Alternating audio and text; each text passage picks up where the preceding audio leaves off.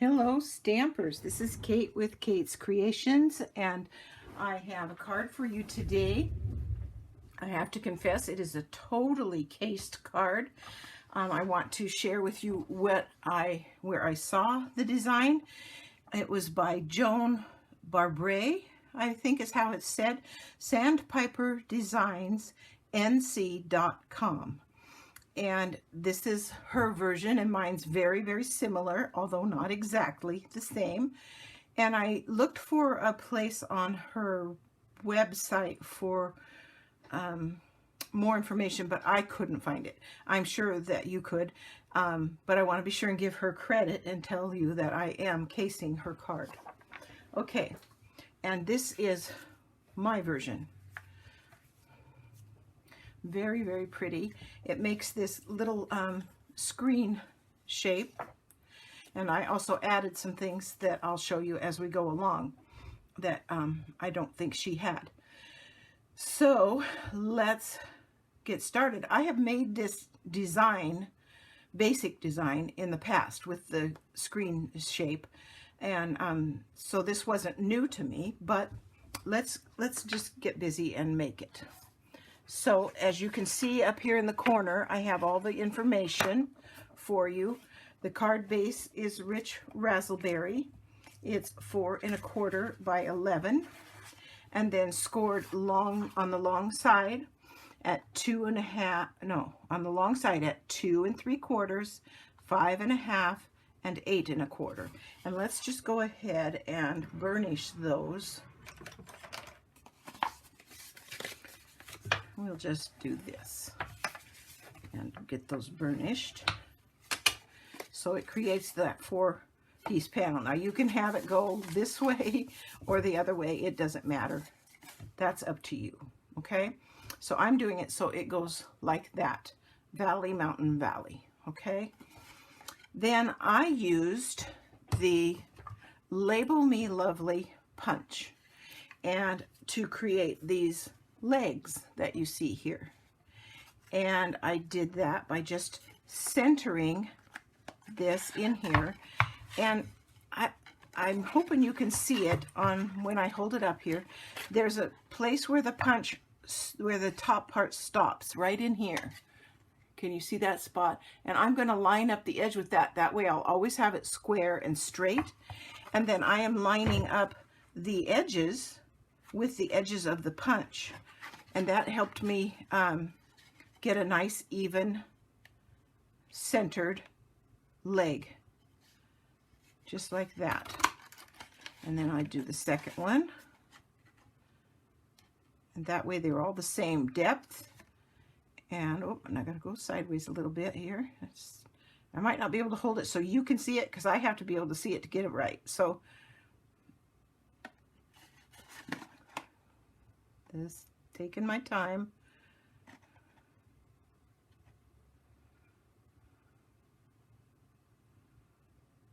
That looks right. And then the next one.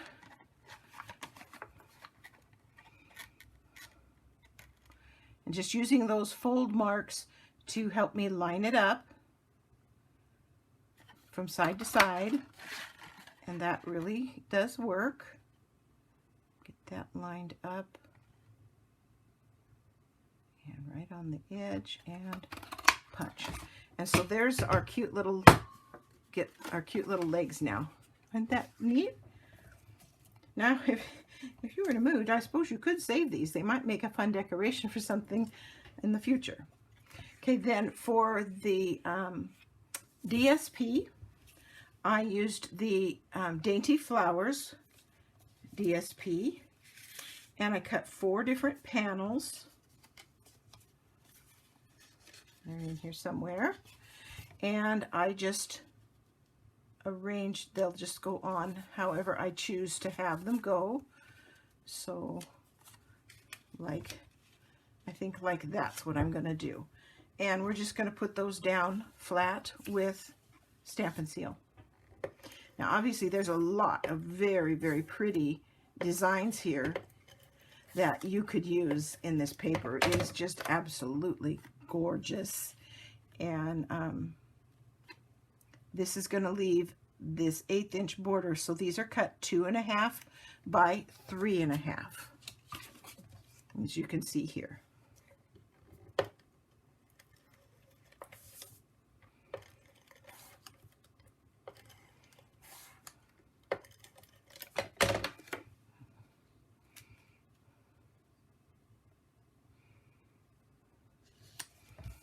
Get that one. Now this one takes a little bit of time to make. It's got a lot of detail. I've done all the punching and die cutting and everything. Actually, all just the die cutting. Sometimes I have trouble with this. There we go. I've done all the die cutting ahead of time, so that'll save a lot of time in the video, but so it is a little bit of a time-consuming project. It's not super quick, but the detail, as you can see, as I show it again, you can see just how lovely the detail is. It's pretty awesome. And just like that. We'll get this last piece on here.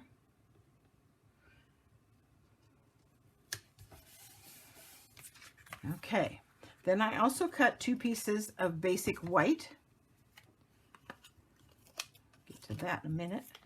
And I put them, as I'll show you here, on the back. And I did that. I did one so that when it closes, it has a pretty front. So when you know, when they first take it out of the envelope or whatever, it's got a nice pretty thing to look at. And then they can open it. And then I put one on the final panel that gives me a place to write my little personal note to whoever I give it to. So that's why I have 2 pieces of the white. And again, the white is 2.5 by 3.5. And the one piece, if we close it like this, is just going to go on here flat with nothing on it. So let's go ahead and do that.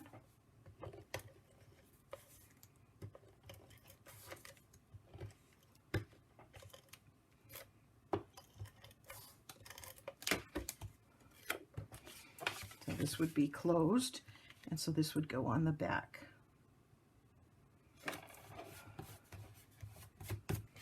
Okay, and then this is going to be the front. And so for that, let's go ahead and do that. I should have my piece out here. And I don't, so let me get it. I used this design from the Dainty Delight bundle. And it's this one right here. And there is a die to cut that out if you choose to. What I chose to do, I'll put it on here at an angle so it'll fit on this block. What I chose to do is just stamp it on the card and then color it. And so I stamped it with Memento ink because I wanted to color it with blends pins. And you remember the rule is stamp with water-based, color with alcohol-based. That's the rule. So we'll get this on here.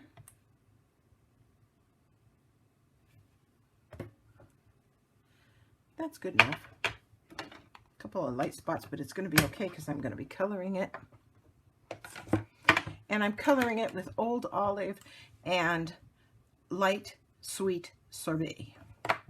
And so, of course, Old Olive is just for the leaves. So we'll get that in here. Remember, if you just keep a really light touch, you can control where that ink goes. Remember that these inks can spread just a little bit when you're coloring with them, so you want to start in the middle and work out to the edges.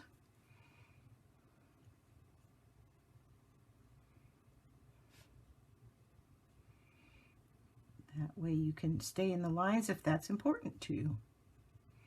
Sometimes it's just not important. Then I did take the pointed end of this and I added a little green to the stems. And that will be larger than your stems. Again, just go really light, but I liked the fact that there was green on the stems. And I'm not really worried about it being whiter than the black. I like the look of it. And of course, that's totally up to you. And then the sweet sorbet, and we'll color the flowers.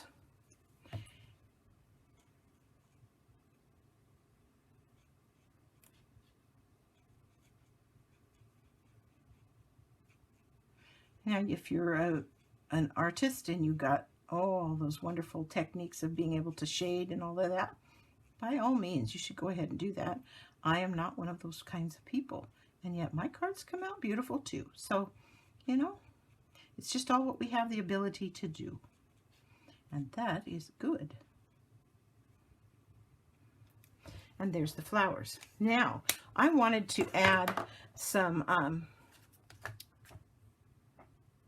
splotches, I guess they're called, around the flower. So what I did is I took the die and I cut out the shape with the die, and then I put some of my removable adhesive on the back, and I get that from Tombow temporary or removable adhesive, and I'm going to mask it.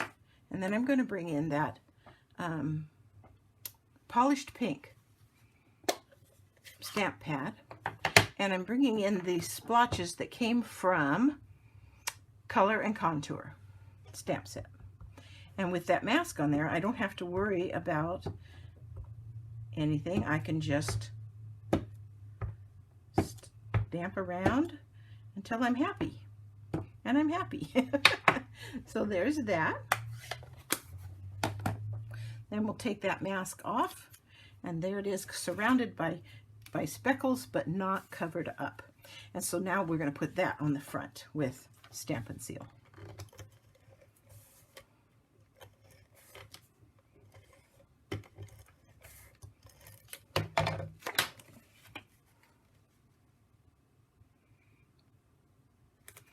And there's the easiest part of the card, all ready to go. Now, here's the inside of the card.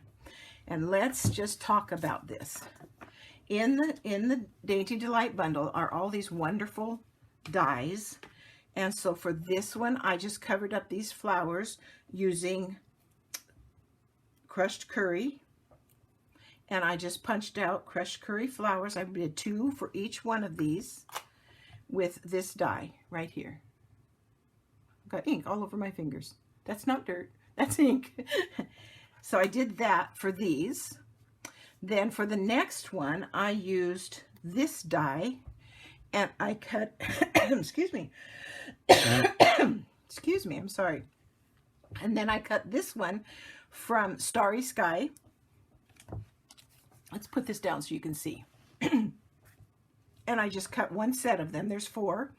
And then I used non-Stampin' Up!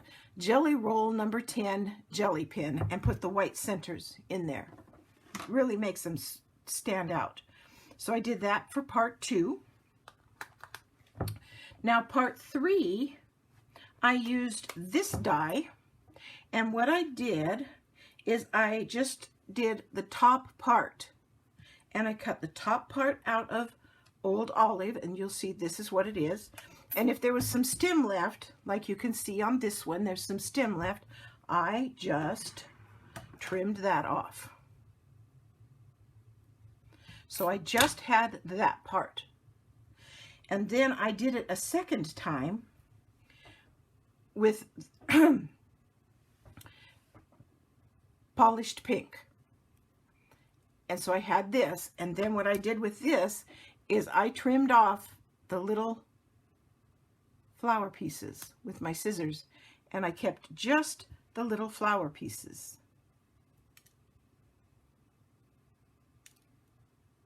Now I have no idea if this is how our other gal did it, but I'm not supposed to just be totally copying her, right? So anyway, so then I took those little flowers and I just took my 2-way glue pen, and I would put a dot of adhesive on a flower, and then I would, where's my pokey tool, pick up one of these flowers, make sure they're right side up, because there is a difference when you look at them, and pick it up and cover up just the flower part. And then I'll pick this up so you can see it closer. And you can see how I attached, get that where you can see it, And so I just did that to the tips of each of the flowers, as you can see here. And then I just placed them wherever it looked like they might belong. And I did 3 sets of those. I'm not going to do all of that. I'm just explaining it so you can see it. I'll finish this card offline. Then for this last section, I used this stem right here, and it cuts out a very thin stem, as you can see here. And I cut out 4 of those. And so 2 of them go this way on here, and 2 of them went this way on here. Can you see that? It's kind of hard to see. I'll move them around a little bit so you can focus on them. And so I did 2 going one way and 2 going the other way, and I overlapped the ends where I was going to put the bow. And at the end of those, I cut out my little die here. These flowers, it's connected, and there's 2 of them, and they connect to one another. And I cut them from Rich Razzleberry, and I cut 1, 2, 3, 4 of those. And again, I used the gel pen and put some white centers on them. And I'll hold it up so you can see them a little bit closer. I didn't try to separate them. I just stuck them over the stems so they look nice. So they look like they were part of the stem. Then I also used this die that cuts out little tiny leaves, and they actually have 2 of them in here. So I was able to use 2 of them at a time and cut out these little tiny leaves. Let me get some of them so you can see them. Hold them up for you. See that? And I just added some leaves. Now I added the leaves before I added the flowers. So I put the stems on first, then I added the leaves, and then I added the flowers. And this is what, get this in the screen. Here you go. I gotta use my monitor. Just like that. And as you can see, I embellished with some of our brass butterflies. On each one of the panels, there's a butterfly floating around the flowers. And I put Just a Note on there, and that came from Go To Greetings, the smallest Just a Note. And so that's on the front here, and then on the back you get to write your personal greeting. And I think it made a beautiful, beautiful card. I hope you enjoyed my casing today, and I do hope you will also check out, oh, I did one other punch, one other die cut. There was, there is a little die cut here. Don't want to forget anything. Right here, and I used this with soft suede, and I punched out little tiny flower centers like that, and those went in the centers of these, and these were just attached with glue dots, as were these with glue dots. These I used my glue pen. These stems, I had to use my glue pen, of course. And these stems, I used my glue pen. And the flowers. I really like my glue pens. They work really well for these small, delicate things. So there is what I did today. I hope you enjoyed the card. I hope you learned some things. I didn't do it exactly the same, although it is very similar to Joan's. And I do hope you'll go visit her page and check her out. And see how she did hers. And I'm just getting distracted here as I close up my ink pen. I hope you enjoyed today, and if you did, I hope that you will subscribe to my channel if you haven't, and if you have, give me a thumbs up. It helps with my rhythm, my logarithms, and also if you leave me a comment, because I love to hear from you. And if you have things you'd like to see me do, like somebody suggested about putting up the page with the directions and the measurements. And so I've been doing that, and I think it's been greatly appreciated because it saves a lot of time. Usually when I'm casing, I have to go figure out all the sizes for myself, and I want you to case them. So if you do, though, please kind of link back to me or let people know where you got the initial idea like I've done with Joan. That's just a respectful thing to do. So thank you again for stopping by. Hope you have a wonderful day.